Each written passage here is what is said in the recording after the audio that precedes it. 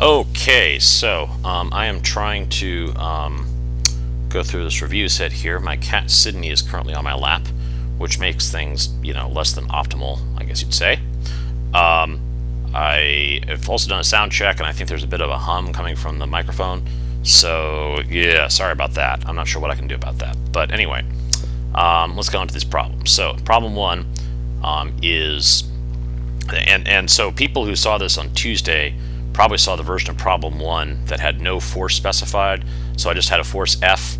I just had masses M1, M2, and M3. Didn't say what they were, but I did say what the slope was, which caused some confusion from some people about whether they were supposed to be able to figure everything out, like without knowing F or what. So I'm going to do this. Oh, that's my zoom. Sorry. I'm going to do this symbolically first. But then I'm going to plug these numbers in. So symbolically, it will come out to be in terms of F and M1, M2, M3. So anyway, we've got these three blocks here. They're connected by M1 and M3 are connected by a string or a cable of some kind, a cord, I guess is what I say. And then 2 just rests against 3. I'm applying a force F here. Now, the question is, are these things going to stay in this position all the time? Well, if we think about it, we're pulling on 1, right? So this cord is going to stay taut, right? Because that's how 3 is being pulled up by this cord. So there's going to be some tension in this cord pulling 3 up the slope behind 1. And then 3 is going to push 2 up behind the slope. Now, one of my students asked, well, if 2 is a lot heavier than 3, isn't it possible that maybe 3 would sort of twist and 2 would slide out under it? And yeah, that is possible in the real world.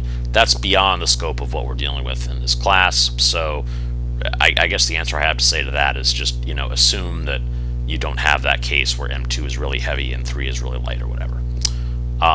So anyway, we're just gonna forge ahead. So we're gonna say these keep the same configuration. So the first thing we want to do is find the acceleration of the system. Now, if this cord is inextensible and this is a normal contact here, these all have to move together, which means that they have to. If they all move, they have to move the same distance, the same direction. If they get some velocity, they have to all have that velocity. And if they have an acceleration, they have the same acceleration. So we can really treat them as one system. So we can really just draw, schematically, we can represent this with, let's try like this. And let's see, there we go. So there's our M1 plus M2 plus M3. Having a cat on your lap does not make this easy. So there's that, and then there's an applied force acting on the whole system, and that's our applied force F, from the diagram. So there's that. There's our thingamajigger, our slope, and that's not a horizontal line at all. Sydney, you were really making this hard. All right, and there is our slope theta. Okay, so what other forces besides the applied force act on the whole system? You've got the weight of the system. Jeez, that is not. All right, you've got, let's see, try this. You got the weight of the system, so that's M1 plus M2 plus M3 times G. And then you've got a normal force here. I'm going to call this N1, 2, 3 to signify it's sort of the total normal force the ground exerts on all 3 blocks. So you got that. There's an angle of theta here and an angle theta there. So these are not collinear. They're acting in somewhat off directions. And what other forces are there? Well, you might be tempted to say there's this tension force here and there's a normal force here, but those are all internal to this system of 3 blocks. So this tension here is going to pull it's going to pull mass 1 downward. So there's going to be tension, acting this way, but the same tension is going to be pulling mass 3 upwards. So if you work those 2 tensions into your little diagram there, they just cancel out. Similarly, you're going to have a normal force between 3 and 2, pushing 2 upwards and pushing 3 downwards. But that also is just going to cancel because it's a Newton's third law pair, equal and opposite reaction.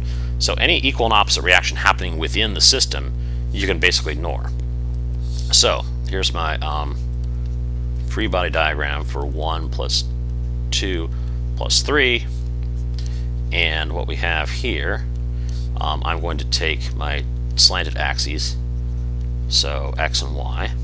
So there's my x and y. And what we have here is we have a normal force 1, 2, 3 like that. We have this applied force F like that.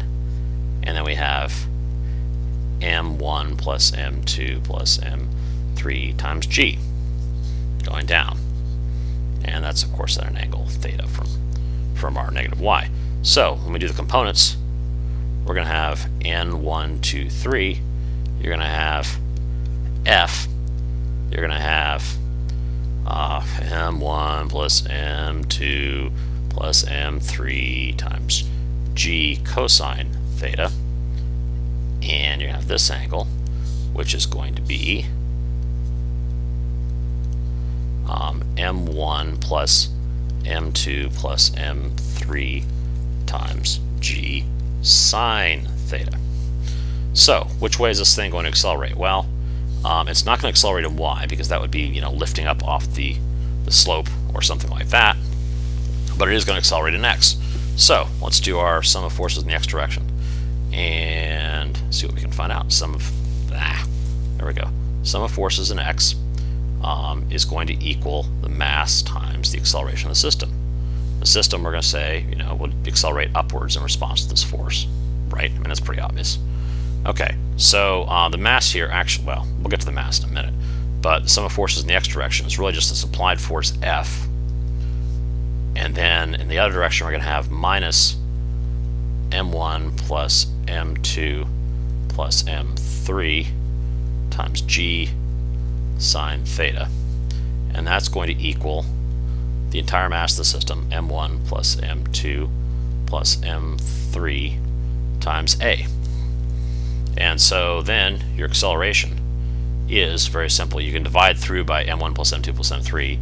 Same there. So the acceleration really is it's going to be negative g sine theta plus f over m1 plus m2 plus m3. Okay, so that's our part A, and then for part B we need to find the tension in the cable connecting 1 and 3. So now what we did here when we treated this all as one lump basically took the tension out entirely. We had tension pulling up on 3 and pulling down on 1, and those canceled out when we were doing the whole system free body diagram. But now, you know, we need to find out what the tension actually is. So we're going to have to split this up and look at it in some way that actually gets the tension out. So M1 is going to have to be its own separate entity. So you know what? Let's just do a free body diagram for M1 and see what that gets us. So here's our little diagram of M1. Just our little sketch of M1. So there's M1. We have, you know, and the cable is coming out of the back of it. So the forces acting on M1 are tension, normal force, F, and down we have mg. So let's do a free body diagram for 1, and we're going to take the same slanted coordinate axes, right? And like that, x, y, there we go. So here is F, here is the normal, here is the tension, and then we have,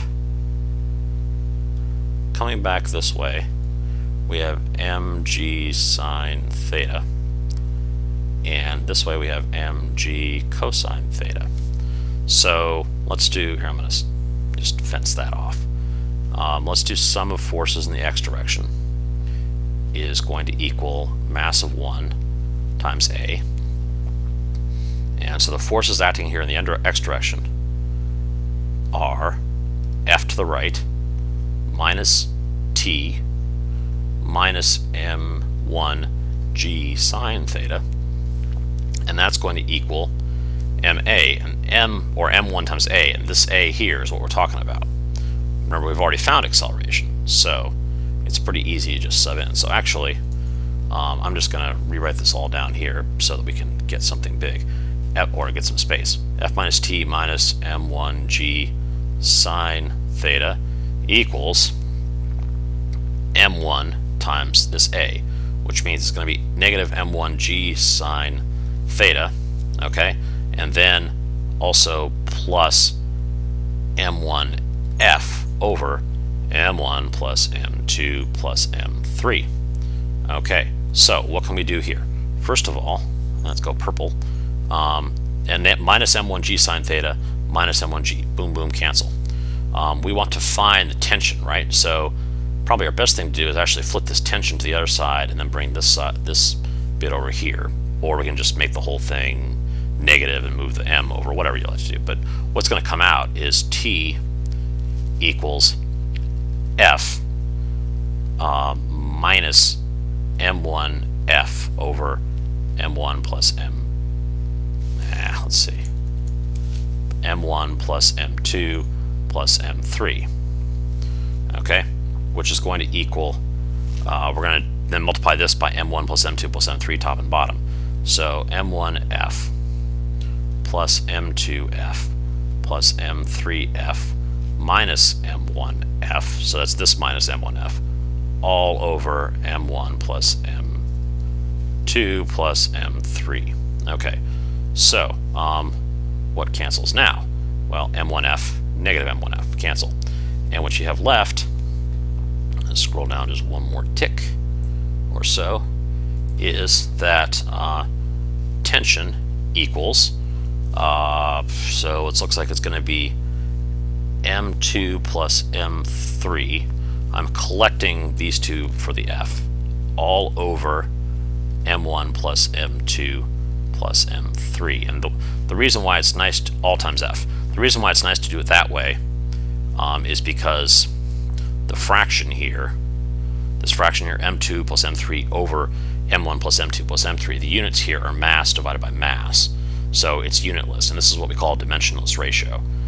So it's kind of nice because it says that basically tension and applied force are both forces. They're both kind of the same units. This is just a ratio, and it's dimensionless, so you could even like be doing m in pounds and f in newtons and t in newtons, you know, incompatible unit systems normally, but because you got pounds divided by pounds, it comes out to a ratio.